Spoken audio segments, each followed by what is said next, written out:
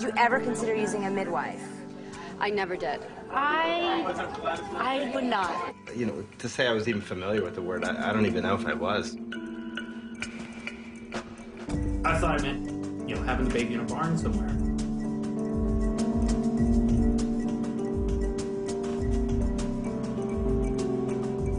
I don't even know how I would describe the type of person that I would think that would have a type of birth like this. She's having her baby on a full moon. It certainly looks like a full moon. Would you ever have considered using a midwife? Probably not. I like the doctor aspect of it. It's just, it's done. It's surgery. 1, 2, 3, you know, so.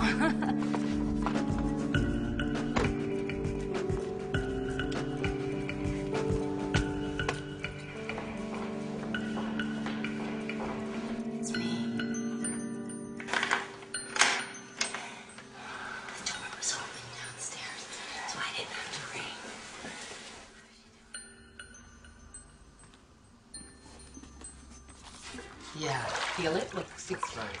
You can just pretend I'm not here, but if it's too early, it's too early. Just sit there, just do whatever you need to do. Okay.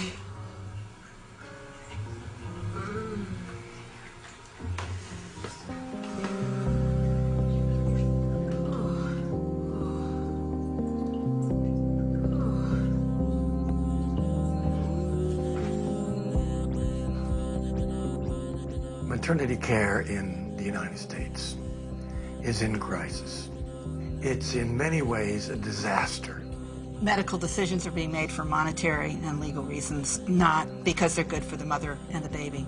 Technology is technology. It's not stopping. This is what life is all about. So if you're going to have good stuff, you might as well use it to get the best outcome. We should constantly be asking ourselves, is this an improvement or are we making things worse? If we don't quickly take a hold of this, we're going to lose normal birth. I call it feminist machoism. You know, when you're pushing a baby in a stroller 3 months later to say I did it naturally.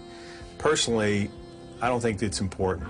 There is so little understanding of how incredibly important this process is to a woman. There's something going on in the nature of care in the United States that's troublesome.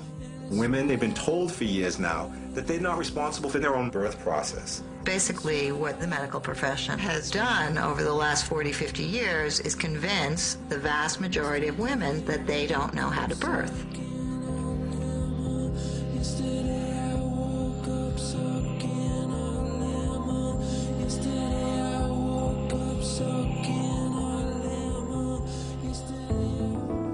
I'm like, my first instinct is, how many birds had to die for this? This woman comes up to me and she goes, so what kind of birth are you going to have? And I was like, what kind of question is that? Yeah. You know? She said, well, when are you going to be induced? And I was like, she's really asking me this. And I was like, I'm not going to be induced. The baby's going to come when he's good and ready. Wow. And she said, oh, well, I just heard how, you know, New York women are all scheduling their births. And she goes, they're calling it designer birth. And I was like, I've heard of designer birth. And she goes, you know, when you schedule your delivery, you schedule your cesarean, and then they do a tummy tuck right afterwards. And I was like, well, those are women who have much bigger parties to attend to than I do. She's already so gorgeous, I don't know what to say.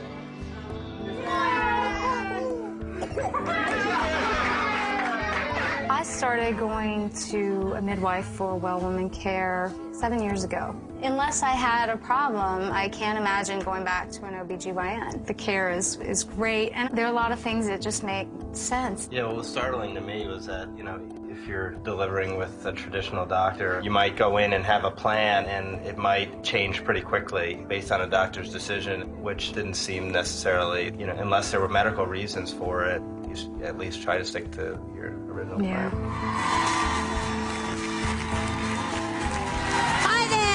When I had my first child, I went in wanting the natural birth experience, and I ended up having a lot of what I considered to be unnecessary intervention. And I felt that I was somehow cheated from the experience that I initially went after. And I felt like if I were ever to do it again, I wanted to do things differently. And so I started to get my hands on everything I could. I went to birth conferences. I started to get educated on all these issues. This is the one that actually got me so inspired. I saw her speak at the birthing conference. Look at this book. Oh my God. You know, I mean, look at her with her braids. And, you know, I mean, it doesn't get more granola than this, but she blew my mind. Really? Maybe we can try to interview her when she's doing a conference or something. It became my passion, and I wanted to do a project where I could explore the system of birth in this country and raise questions as to, you know, are we benefiting mothers and babies or not? Can I put the tube in the baby's head? Only if I can do the episiotomy. Okay. Today, most obstetricians, most of them, have no idea of what a birth can be like. Very few doctors have ever observed a normal birth in medical school or in the hospital. It's almost an oxymoron. How often do you get to see a fully natural birth? Rarely. Almost never. Well, I always think that midwives do a better job at the normal deliveries than we do. For a normal, low-risk woman, it's overkill going to a doctor. It's just too much. The doctor's not really excited about things when they're normal. The EEG, the BP monitor, and the AVV. Yes, certainly, Doctor. And get the machine that goes bing! Because obstetricians are socialized to search for pathology, they often see pathology where it doesn't exist. They find pathology because then they have something to do. Yeah. An obstetrician is a trained surgeon, and usually very, very good at what he or she does, and thank goodness we have them. I'm so grateful that we have obstetricians. They're surgeons. You know, they should be doing surgery all day, every day when it's needed. They should not be doing normal births because they're not trained in it. They have no idea how to do it. Everywhere else in the world, that's what they do. You can go to Great Britain, you can go to France, Germany, Scandinavia, Australia, New Zealand, Japan, go to all the highly developed countries where they are losing fewer women and fewer babies around the time of birth. And what do you see? You see midwives attending 70 or 80% of all the births. And the doctors are there to take care of the small percent that develop the complications. That is the proven system everywhere in the world, and the United States stands alone.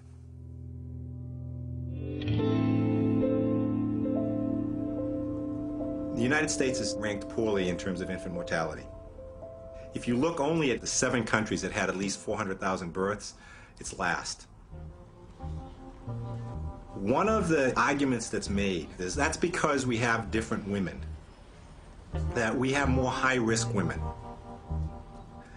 But this blaming of women is farcical. It's not about mothers. It's about the way we treat care in the United States. But nobody ever wants to admit there's a difficulty inherent in the system. This is the outcome when you are a century or so post-midwives. You lose a lot of knowledge. And we're the one country when birth went into the hospital, the midwives didn't go there with it.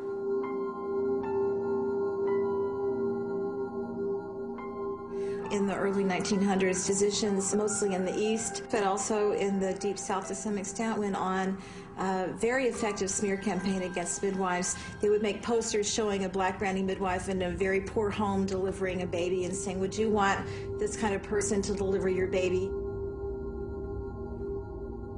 It was sort of a cultural shift where midwives were portrayed as a vestige of the old country. They were dirty, they were ignorant, they were illiterate. And so hospitals were offered as this gleaming, wonderful place where you could go and have a baby that would be cleaner and safer. The reality, of course, was that giving birth with an obstetrician at that time was much more dangerous.